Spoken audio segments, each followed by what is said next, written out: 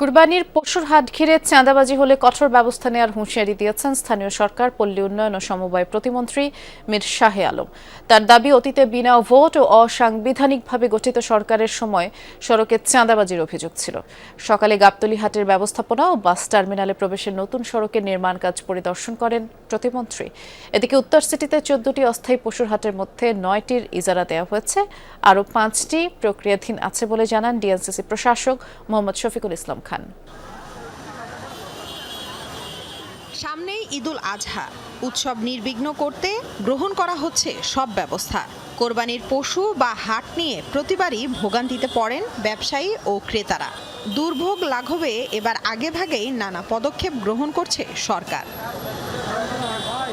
সকালে গাবতলী হাটের ব্যবস্থাপনা এবং বাস টার্মিনালে প্রবেশে নতুন সড়কের নির্মাণ কাজ পরিদর্শন করেন স্থানীয় সরকার প্রতিমন্ত্রী মীর শাহে আলম এবং ডিএনসিসি প্রশাসক শফিকুল ইসলাম খান। এ সময় প্রতিমন্ত্রী বলেন, অতীতে বিনা ভোট এবং অসাংবিধানিকভাবে গঠিত সরকারের সময় কোরবানির আগে চাঁদাবাজির অভিযোগ ছিল সড়কে। এবার সেটির মুখোমুখি হবেন না ব্যবসায়ীরা। বিনা ভোটে সরকার ছিল, সংবিধান বহির্ভূত সরকার ছিল বা অন্তর্বর্তীকালীন সরকার ছিল। এইবার জনগণের ভোটে নির্বাচিত সরকার কুরবানির গরু বা পশু নিয়ে যাওয়া নিয়ে আসা করবে। চাঁদাবাজির কোনো ঘটনা ঘটবে না এবং ঘটলেও আইন শৃঙ্খলা বাহিনী সেগুলো কঠোর হস্তে দমন করবে।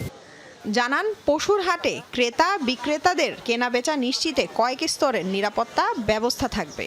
ক্রেতা বিক্রেতারা নির্বিঘ্নে পশু ক্রয় বিক্রয় করতে পারে এবং রাস্তায় যাতে কোনো যানজট না হয় এই বিষয়টি আমরা নিশ্চিত করার চেষ্টা করব। পশুর হাটগুলোতে আমাদের সম্মানিত পুলিশ বাহিনীর পাশাপাশি সেনাবাহিনী, র্যাব এবং প্রয়োজনে অন্যান্য আইন শৃঙ্খলা বাহিনীর প্রয়োজন হলে সেটি আমরা মোতায়েন করব। নকল টাকা যাতে কেউ ব্যবহার করতে না পারে, এটা ব্যাংকের লোক মেশিন নিয়ে এখানে উপস্থিত থাকবে।